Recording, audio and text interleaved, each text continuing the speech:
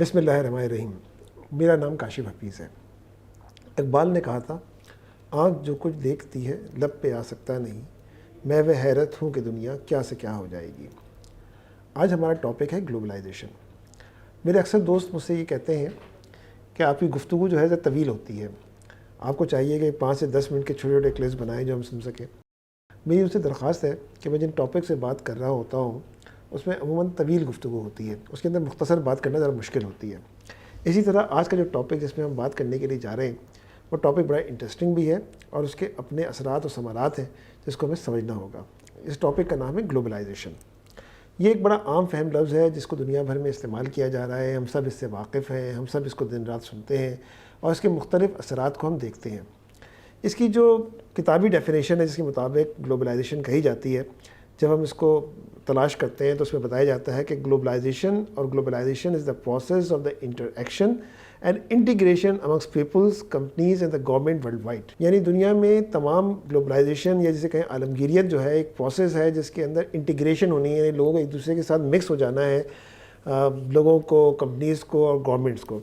اس کے آگے کہتے ہیں کہ ایک اور جگہ globalisation is the word used to describe the growing interdependence of the world's economics, cultures and the populations brought about by the cross-border trade in goods and services, technologies and flows of the investment, people and information۔ یہ بڑی interesting سی بات ہے، اس کو سمجھنا ہوگا کہ یہ ایک ایسا لفظ ہے کہ جس کے اندر گروئنگ انٹرڈیپینڈنس یعنی ایک دوسرے کے اوپر زیادہ سے زیادہ ڈپینڈنسی بڑھتی چلی جائے گی اور وہ دنیا کی اکانومی، لوگوں کی ثقافت، کلچر، پاپولیشن اور یہ تمام چیزیں کراس بارڈر ٹریڈز ایک دوسرے کے اوپر ڈپینڈنٹ ہو جائیں گی اور سروسز، ٹیکنالوجی اور دنیا تمام ایک پلیٹ فارم کے اوپر آ جائے گی۔ Countries have build economic partnership to facilitate these movement over many centuries. یہ کافی عرصے سے ہے، but this term gained popularity after the Cold War in the early 90s and these cooperative arrangements shaped in the modern everyday life۔ یقیناً جیسے ہم یہ کہتے ہیں کہ جب دنیا بائی پولر تھی، یعنی کہ ایک امریکن بلاک اور ایک رشین بلاک، تو دونوں کی ٹسل اور چیزوں کو دنیا کو مختلف طریقوں سے سوچنے میں مجبور کیا ہوا تھا۔ لیکن جیسے ہی رشین بلاک افغانستان کی جہاد کی برکتوں سے ختم ہوا تو اس کے بعد ایک نئی دنیا ایمرج ہوئی، ایک ویکنٹ دنیا جس کے اندر اس پر یونی پاور تھی، اس میں امریکہ تھے اور اس کے اندر جو ہے وہ مختلف قسم کے نظریات پیدا ہو رہے تھے۔ تو اس میں سے ایک نظریہ جو پیدا ہوا گلوبلائزیشن کا، اور ساتھ میں ہی ایک اور چیز جو پیدا ہوئی وہ کلیش آف دا سویلائزیشن کا کانسیپٹ بھی پیدا ہوا۔ یہ جو گلوبلائزیشن ہے یہ بڑے اہم مسائل ہیں، اس کے ساتھ جو چیزیں ایسوسیٹیڈ ہیں وہ بڑی زبردست ہیں۔ یہ اکانومی کے اوپر اپنا امپیکٹ ڈالتا ہے، یہ ٹیکنالوجی کے اوپر ڈال رہا ہے، یہ سروسز کے اوپر ڈال رہا ہے، یہ باقی چیزوں کے اوپر ڈال رہا ہے۔ ہمیں اسے سمجھنا ہوگا کہ گلوبلائزیشن کا امپیکٹ ہماری سوسائٹی پہ کس طرح سے آ رہا ہے اور کہاں آ رہا ہے۔ ہم گلوبلائزیشن کی اس پرسپیکٹو کو ہم بات کر رہے ہیں، جس چیز کو ٹچ کر رہے ہیں کہ اکنامکس کی اپنی چیزیں ہیں، باقی اس کے کلچر اور ٹیکنالوجی کی اپنی چیزیں ہیں، ہمیں اس پہ ہی بات کرنی ہے کیونکہ یہ تمام چیزیں ایک دوسرے سے تعلق رکھتی ہیں اور ایک دوسرے پہ انٹرڈیپینڈنٹ ہیں۔ اسی کے اندر ہم شروع کرتے ہیں کلچرل گلوبلائزیشن سے۔ جب ہم کلچرل گلوبلائزیشن کہتے ہیں تو ہمارے سامنے جو اس کی ڈیفینیشنز آتی ہیں وہ یہ کہتے ہیں کہ refers to the inter penetration of the culture which as a consequence means nations adopt principles, beliefs and the customs of the other nation, losing their unique culture to a unique globalized supraculture۔ یعنی کہ دنیا میں ایک ایسا unique اور منفرد بڑا culture develop ہونے کے لیے جا رہا ہے جس کے اندر قوموں کے چھوٹے چھوٹے کلچر، ثقافتیں جو ہے اس کے اندر ضم ہو جائیں گی اور دنیا میں ایک کلچر جو ہے پریویل کرے گا۔ آگے ایک جگہ کہتے ہیں کہ togetherness with economics and the financial globalisation there has obviously also been cultural globalization. Indeed, the multiplication of the economic and the financial exchange has been followed by increase in the human exchange such as migration, expatriation and traveling. The human exchange have contributed the development of the cultural exchange. This means that different customs and the habits shared amongst local communities have been shared amongst communities that have used to have different procedures and even different beliefs۔ یقیناً جب ہم یہ دیکھتے ہیں کہ پاکستان سے ایک بڑی تعداد، ہندوستان سے بڑی تعداد یورپ جا چکی ہے، یورپ میں جا کے بس چکی ہے، تو وہاں پہ ایک ڈفرینٹ قسم کی ڈائیورسٹی، ایک ڈفرینٹ قسم کے کلچرز رونما ہو رہے ہیں۔ وہاں کے مقامی لوگوں کو جو ہے وہ ہندوستان کے یا یہ ایسپیکٹس کے جو ہے وہ مختلف قسم کی ثقافتیں اور کلچرز روشناس ہو رہے ہیں، اور جو یہاں کے لوگ گئے ہیں ان کے کلچرز کے اندر روشناس ہو رہے ہیں، ان کے ساتھ مل رہے ہیں۔ لیکن ہونے کی کیا جا رہا ہے؟ وہ ہونے یہ جا رہا ہے کہ بنیادی طور پہ ایک اور گلوبلائزڈ کلچر، ایک گلوبلائزڈ کسٹم ڈیولپ ہو رہے ہیں جو کہ ہمارے ہاں انفلوئنس کر رہے ہیں۔ ہم بینگ اے مسلم، ہماری اپنی کلچرل ویلیوز ہیں، ہمارے اپنے ڈوز اینڈ ڈونٹس ہیں، ہمارے اپنے جو ہے وہ ویلیوز ہیں، ہمارے اپنے کسٹمز ہیں، ہمارے اپنے ٹریڈیشنز ہیں، اور یہ تمام چیزوں کا تعلق ہمارے معاشرے سے ہے، ہمارے تمدن سے ہے۔ یہ معاشرہ اور یہ تمدن جو ہے وہ بنیادی طور پہ اس کے اوپر ڈبیٹ ہو سکتی ہے کہ یہ کنسٹرکٹس ہیں. ایک صاحب نے کہا یہ تو کنسٹرکٹس ہیں, یہ کوئی لازمی چیز نہیں ہے, لیکن یہ جو کنسٹرکٹس ہیں یہ ڈیولپ ہوتے ہیں سوسائٹی کی بنیادی بلیفس کے اوپر. اور سوسائٹی کا بنیادی بلیف جو کہ پاکستانی سوسائٹی کا ہے, ہم اس کے کانٹیکس میں اگر بات کریں تو یہاں پہ جو لیٹسٹ اس وقت سینسس کے نمبر آئے ہوئے ہیں اس میں تقریباً 96% سے اوپر کی آبادی جو ہے وہ یہاں پہ مسلمانوں کی آبادی ہے. تقریباً 3.5 سے 4.25% آبادی جو ہے پاکستان کے white part of the flag کو جو ہے ریپرزینٹ کرتی ہے. And we are proud of them. اس کے اندر ہندوز بھی ہیں, اس کے اندر کرسچنز بھی ہیں, اس کے اندر پارسی بھی ہیں اور دیگر مائنورٹیز بھی اس کے اندر موجود ہیں, اور ہم ان کے ساتھ فخر کے ساتھ رہتے ہیں اور ان کے تحفظ ہماری ذمہ داری ہے. ان کی تمام چیزیں ہیں, لیکن بہرحال یہاں پہ جو سپریم جو کلچر ریلیجن پایا جاتا ہے اسی کی یہاں پہ جو ہے وہ ویلیوز چلتی ہیں, انہی کے ویلیوز کا یہاں پہ کام ہوتا ہے. لیکن ہم یہ دیکھ رہے ہیں آہستہ آہستہ کہ کیونکہ ہمارے ہم نے یہ بات پہلے بھی ڈسکس کی تھی کہ ہمارا جو نظام تعلیم ہے اس وقت وہ کیپٹلسٹ نظام تعلیم ہے, مادیت سے بھرپور ہے اور نفع اور نقصان کی بنیاد پہ کام کرتا ہے. اس کے نزدیک کلچر, ویلیوز, ٹریڈیشنز, ثقافت, تمدن, تہذیب اور اس سے آگے بڑھ کے شرم و حیا اور عفت اور پاک بازی کی اہمیت نہیں ہے. ہر چیز کمانے سے تعلق رکھتی ہے اور کمانے کے اوپر ڈیپینڈ کرتی ہے. شرم و حیا کی بہت سارے کانٹیکس ہو سکتے ہیں, اس کی بہت ساری چیزیں ہوتی ہیں, اور گلوبلائزیشن جو ہے وہ اس کے ہر عمل کے اوپر جا کے امپیکٹ ڈال رہی ہے اور اس کو مختلف محاذوں کے اوپر جا کے روک رہی ہے اور ہمارے ہاں پیچھے پسپا کر رہی ہے. یہ سب پسپا ہونے والی قوتیں جو ہیں وہ ہمیں روزانہ کی بنیاد پہ ہمیں نظر ہی آتا ہے کہ کوئی نہ کوئی ایک نیا شوشہ ہوتا ہے دنیا میں, کوئی نئی ایسی چیزیں ہوتی ہیں جو کہ ہماری سوسائٹی کو امپیکٹ ڈال رہی ہیں اور ہماری سوسائٹی پہ ایک نیگیٹیوٹی کریٹ کر رہی ہیں. سب سے پہلی بات, جیسے کہ میں نے آپ کو بتایا کہ گلوبلائزیشن کے تحت یہاں پہ ایک ہم کیپٹلسٹ ایجوکیشن سسٹم پڑھتے ہیں. جو کیپٹلسٹ ہے وہ ہمیں مادیت کی طرف لے کے جاتا ہے. ہمارے کراچی کے اندر اور لاہور کے اندر ایسے کئی تعلیمی ادارے ہیں جہاں پہ 3 اور 4 کلاس تک اسلامک ایجوکیشن نہیں دی جاتی, جس میں قرآن نہیں پڑھایا جاتا, اور اس کے اندر ہمیں بھیجنے کے لیے ہمارے والدین اس قدر بے چین رہتے ہیں کہ وہاں پہ انگریزی پڑھائی جاتی ہے, اور اس انگریزی پڑھانے کے خط کے اندر وہ یہ نہیں دیکھا جاتا کہ 3 اور 4 کلاس تک وہاں پہ اسلامیات نہیں پڑھائی جا رہی, اور نہ صرف قرآن نہیں پڑھایا جاتا ہے. اور جب ان سے پوچھا جائے کہ آپ کیوں نہیں پڑھاتے ہو تو کہتے ہیں کہ اس کے اندر ایکسٹریمسٹ خیالات آ جائیں گے. یعنی قرآن اور دین جو ہے وہ لوگوں میں ایکسٹریمزم پیدا کرتا ہے. یہ ایک چیز ہے جو کہ ہماری سوسائٹی کا ایک بروٹل ایفیکٹ ہے. یہاں پہ ایک ایسے نظام تعلیم بھی موجود ہے, یہاں پہ ایسے لوگ بھی موجود ہیں جن کے اینول فنکشنز کے اندر لازمی ہے کہ لڑکے بو ٹائی پہنے اور لازمی ہے کہ لڑکیاں جو ہیں وہ ساڑیاں پہنیں, اور اس کے ساتھ ان کی جو بھی مخلوط محافل ہوا کرتی ہیں, چیزیں ہوا کرتی ہیں. یہاں پہ ایسے بہت سارے سسٹمز اس وقت کام کر رہے ہیں جو نصاب تعلیم ہے, جو کہ یعنی ایون جو اسلامیات بھی پڑھائی جا رہی ہے, جو پاکستان اسٹڈیز بھی پڑھائی جا رہی ہے, وہ یہاں کے مسلمانوں نے نہیں بلکہ انگریزوں کی لکھی ہوئی پڑھائی جا رہی ہے. اس کے اوپر ہم ایک اور پروگرام کریں گے اور اس کے اوپر بھی ہم بات کریں گے. لیکن یہ تمام چیزیں ہماری سوسائٹی میں ایگزسٹ کر رہی ہیں اور اس سوسائٹی کے اثرات بھی ہمیں نظر آ رہے ہیں. اب گلوبلائزیشن ہے اور چیزیں ہیں, اور جو MBA کے اندر پڑھایا جاتا ہے اور ساتھ کے اندر سب یورپین کلچر اور ثقافت پڑھائی جاتی ہے, اور ایک بھی سبجیکٹ MBA کے 4 سالوں کے اندر یا BBA کے 4 سالوں کے اندر ہمیں اسلامیات, دین اور ویلیوز کے اوپر نہیں ہے, تو ایک ایسی پروڈکٹ سامنے آ رہی ہے جو کہ یقیناً لادین ہے. کہیں نہ کہیں الحمدللہ اس پوری سوسائٹی کا اور دین کا کوئی نہ کوئی امپیکٹ موجود ہے, ایسا نہیں ہے, لیکن یہ جو ہے وہ بہت ساری حد تک انہوں نے بہت ساری ویلیوز کو ایکسیپٹ کر لیا ہے. ہم یہ دیکھتے ہیں کہ ہر روز ایک نیا شوشہ چھوٹا جاتا ہے. ہم نے دیکھا کہ ملالہ کا ایک انٹرویو آتا ہے, ہم نے ملالہ کی کوئی تعریف کرتے ہیں نہ ان کی برائی کرتے ہیں, لیکن انہوں نے ایک کہا کہ پارٹنرشپ کی بات کی, اس کے اندر اس طرح کی بات کی. پھر ہمیں نظر یہ آتا ہے کہ مختلف قسم کی سیلیبریٹیز ہیں جو کبھی ساتھ رہتی ہیں کبھی ساتھ نہیں رہتی ہیں. انسٹاگرام کے اوپر بڑی انٹرا منگلنگ قسم کی تصویریں آتی ہیں.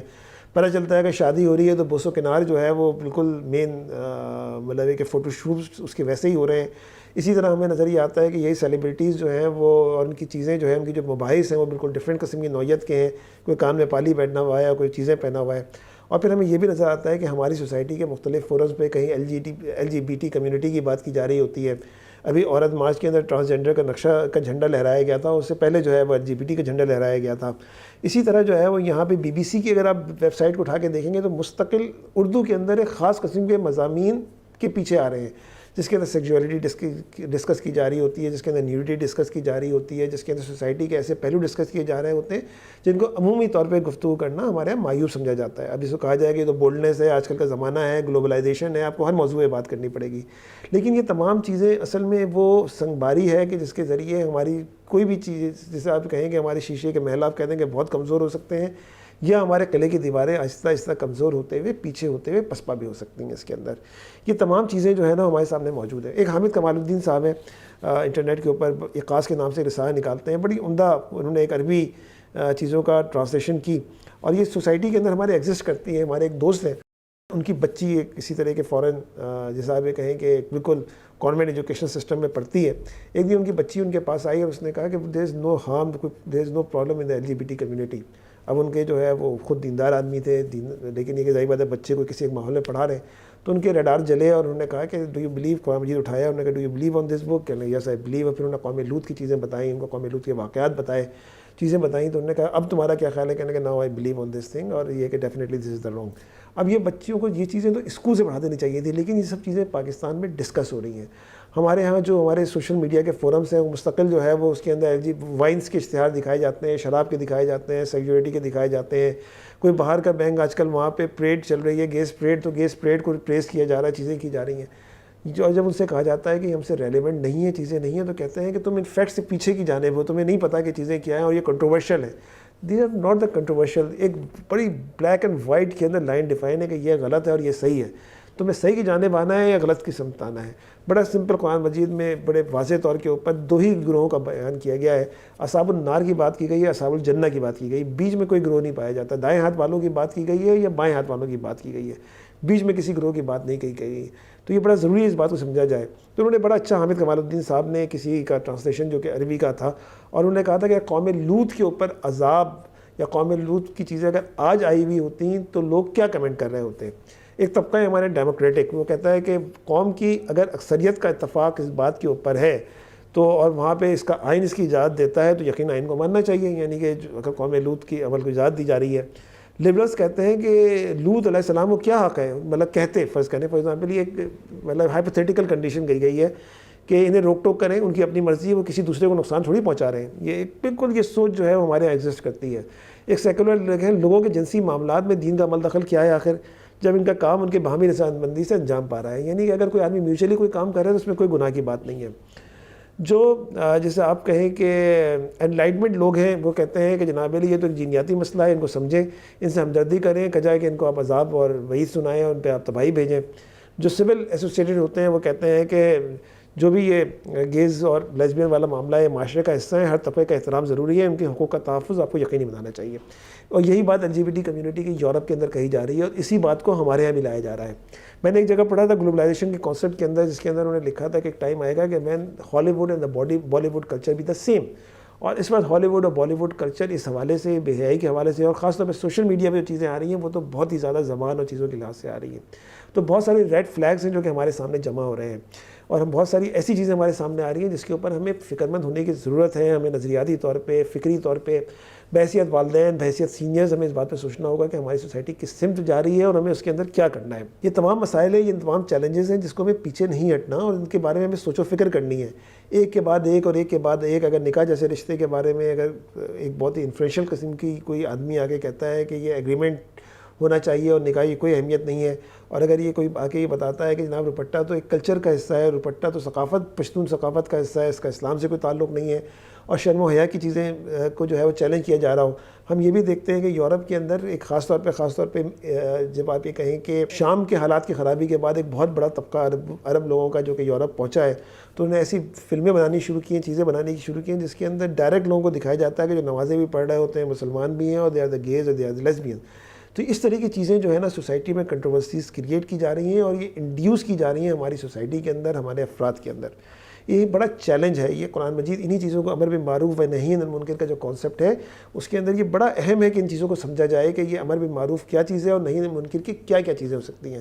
زبان سے اور ہاتھ سے تمام برائیوں کو روکنے والی بات جب کی جاتی ہے تو لوگ برا مانتے ہیں، لیکن بنیادی طور پہ ہمیں فکری طور پہ بھی یا زبانی طور پہ بھی لکھنے کی حد تک ان تمام لوگوں کی مخالفت کرنا ضروری ہے. گلوبلائزیشن کا کانسیپٹ اسلام کے اندر بھی ہے، اور وہ حج کے اوپر ہم جا کے دیکھتے ہیں. اور حج کے اوپر کیا چیز بتائی جاتی ہے کہ جب کالا اور عربی ایک ساتھ ہوتے ہیں، اور جب گورے اور جیسے آپ کہیں یورپین اور ایشین ایک ساتھ ہوتے ہیں، اور جب افریقن اور یورپین ایک ساتھ چلتے ہیں اور لبیک اللہم لبیک کی بات کرتے ہیں، جب ایک جیسے لباس میں اخوت اور محبت ہوتی ہے. علامہ اقبال نے بڑا زبردست نقشہ کھینچا ہے. انہوں نے کہا ہے کہ اخوت اس کو کہتے ہیں چبھے کانٹا جو کابل میں، تو ہندوستان کا ہر پیر و جواں بےتاب ہو جائے. اور پھر آگے وہ ایک ہو مسلم حرم کی پاسبانی کے لیے والا پوری گلوبلائزیشن کا کانسیپٹ ہے. تو یہاں پہ ہمیں سمجھنا ہوگا، ہمیں جاننا ہوگا کہ اس وقت جو سوسائٹی کے اندر جو چیزیں آہستہ آہستہ کنکر کی طرح ماری جا رہی ہیں، یہ ہمارے ہاں سے بہت خاموشی کے ساتھ ایک تبدیلی لے کے آ رہی ہیں.